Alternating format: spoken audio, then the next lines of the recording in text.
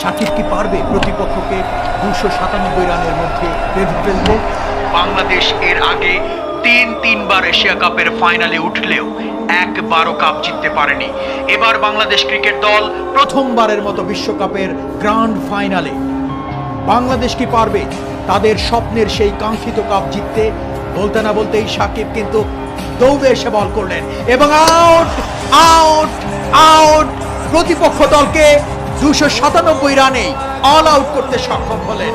অর্থাৎ বাংলাদেশের লক্ষ্যমাত্রা 298 রান। বাংলাদেশ কি পারবে প্রথমবারের মতো বিশ্বকাপ জিততে?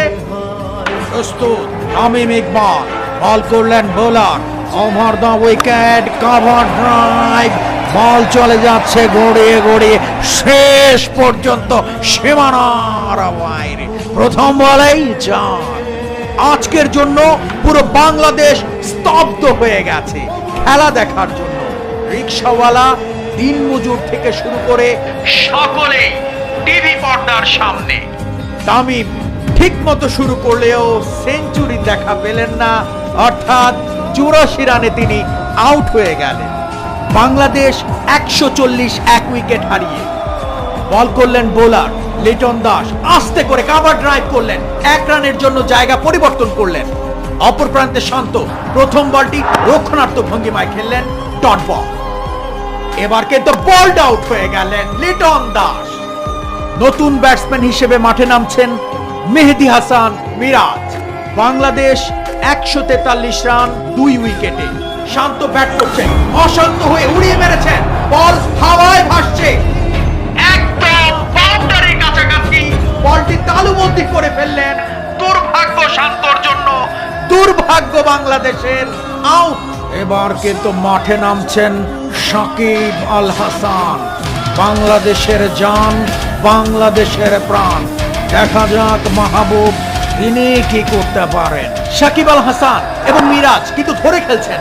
বাংলাদেশের সংগ্রহ 170 3 উইকেটে। মিরাজ 2 স্টেপ সামনে এগিয়ে পুল করলেন, লং অফে দাঁড়িয়ে থাকা ফিল্ডারের হাতে তালুবন্দী হয়ে গেলেন, অর্থাৎ আউট হয়ে গেলেন। মুশফিক প্রথম বল রক্ষণাত্মক ভঙ্গিমায় খেললেন। সাকিব আল হাসান শর্ট কভারে পুশ করে দিয়ে দৌড় দিলেন রানের জন্য, কিন্তু ফিল্ডার দ্রুত বল কুড়িয়ে ডাইরেক্ট হিট করলেন স্ট্যাম্পে।